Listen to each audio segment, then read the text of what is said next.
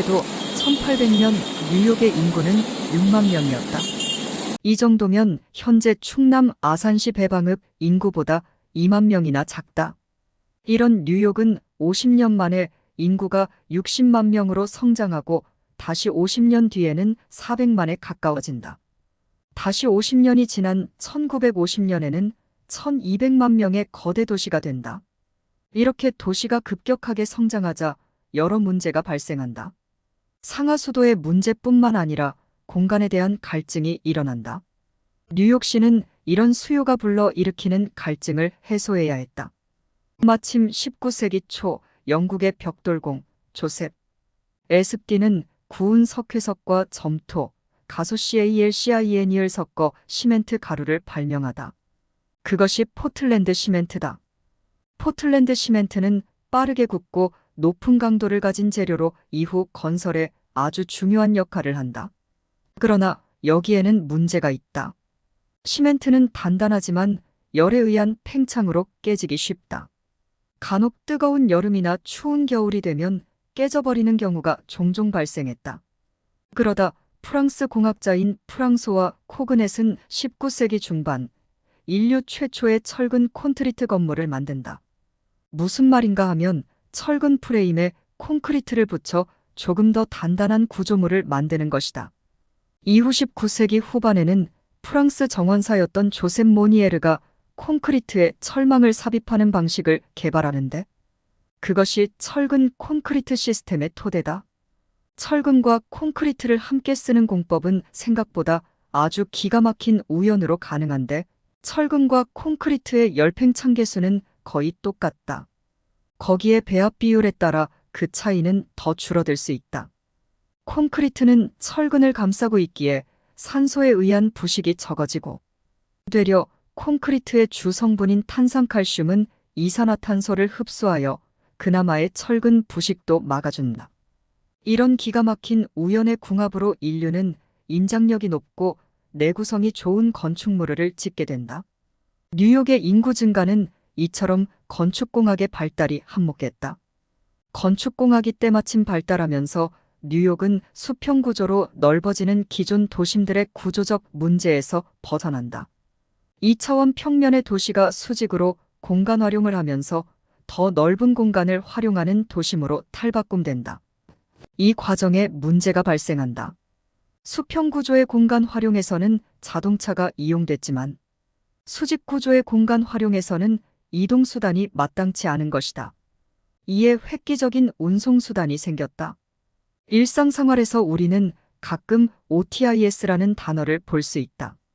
대부분의 사람들은 이에 호기심을 갖지 않을지도 모르지만 눈썰미가 있는 이라면 한 번쯤 본 적 있을 것이다. 엘리베이터 앞에서다. 1853년 미국의 엔지니어인 엘리샤 오티스는 엘리베이터와 에스컬레이터를 제조한다. 이런 제조 공법은 수직 공간 활용에 박차를 가했다. 이런 공학적인 발전을 적극 받아들여 뉴욕은 아주 빠른 속도로 인구를 수용하고 거대 도시로 탈바꿈된다. 이 과정에서 뉴욕하면 떠오른 높은 빌딩, 마천루가 탄생한다. 1931년에는 엠파이어 스테이트 빌딩이 완공되어 뉴욕의 랜드마크로 자리 잡았다. 엠파이어 스테이트 빌딩은 높이 381m로 당시 세계에서 가장 높은 빌딩이었다. 이어 1970년에는 세계무역센터 빌딩이 완공되었고 2013년에는 원 월드 트레이드 센터가 지어진다. 이처럼 뉴욕이 엄청난 수용력을 자랑하는 도시가 됐을 때 그것을 상징하는 다양한 상징물들도 함께 따라왔다. 다만 19세기 중반 뉴욕이 빠른 속도로 산업화되고 도시화되면서 도시의 시민의 생활 환경이 약화됐다. 1850년 뉴욕의 성장이 본격화됐을 때 시민을 위한 자연과 레이크레이션 공간이 필요하다는 인식하에 1857년 대규모 경쟁 설계 공모전을 개최한다. 이 과정에서 미국의 건축가이자 조경 디자이너인 프레더릭 로우 올름스테드와 칼베르트 바우스의 디자인이 선택되면서 뉴욕의 가장자리에 커다란 공원이 자리 잡는다. 이 공원은 소풍, 공연, 자전거 타기, 그림 그리기 등 다양한 활동을 할 수 있게 되어 시민들의 삶의 만족도 높였다.